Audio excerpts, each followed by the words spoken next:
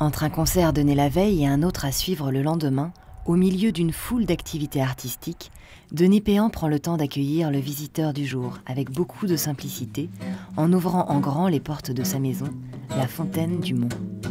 S'évade fuyant la mer ou fendant l'air. C'est une maison accueillante, j'espère. On vient y jouer de la musique, on vient s'y reposer, on vient y fêter. C'est une escale pour les voyageurs, pour les gens en transit, pour les amis, pour les familles. La maison est cosmopolite, on a reçu beaucoup de musiciens africains, des rappeurs de favelas de Sao Paulo, toutes sortes de travelers, de voyageurs, musiciens pour la plupart. Qu'est-ce que tu nous prépares de bon? J'avais fait une petite carotte avec le tofu. Donc végétarienne. Voilà, végétarien. Quelle époque, Yvan, tu sais ça, là, l'époque des marmitonnes On disait tout début du siècle Tout dernier, début. c'est-à-dire 1900 voire 1880. D'accord. Ouais, ça reste identique, il y a la même cheminée. Et puis là, ce sont des femmes devant la bâtisse qui est en face. Ça a beaucoup changé, mais La fête, c'est dans la cuisine, la musique, c'est dans la cuisine. Si ça mijote pas, c'est que la journée n'est pas bien réussie. À table! Cette maison, elle est la clé de beaucoup de notre fortune. C'est-à-dire partager la vie avec d'autres. C'est pas toujours facile. Ça apprend la vie.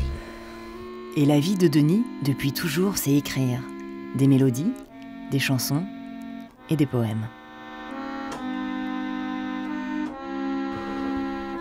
Depuis que j'ai l'âge de 14 ans, j'ai commencé à écrire des livres, des ouvrages, des chroniques de voyage, des courtes phrases, des formules laconiques sur mon expérience de la vie. J'écris des mystères, des énigmes, des parcours, des messages. Le monde vient ici, le voyage n'a pas besoin de sortir. On vient m'apporter les trésors du monde, sa fébrilité et sa grandeur. Mais surtout son grand mystère, c'est ça que je raconte en musique et en poésie.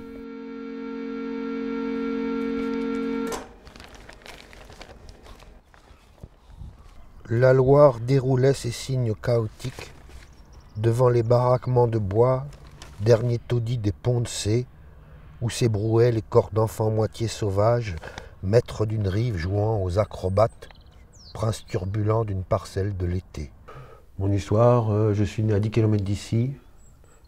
Je suis devenu un voyageur avec le temps, mais je suis toujours resté au bord de la Loire. Ça m'enchante, le voyage m'a fait aimer cette région. Je suis une étape sur la route de celui qui voudra bien arriver jusqu'ici. Et l'étape aujourd'hui, préparer la prochaine tournée de son groupe. C'est le groupe Lodjo quand même qui est la raison de l'existence de cette maisonnée. Chacun a son rôle. Moi, j'esquisse beaucoup des chansons qui ont besoin d'être animées en rythme, colorées, enchantées par les autres.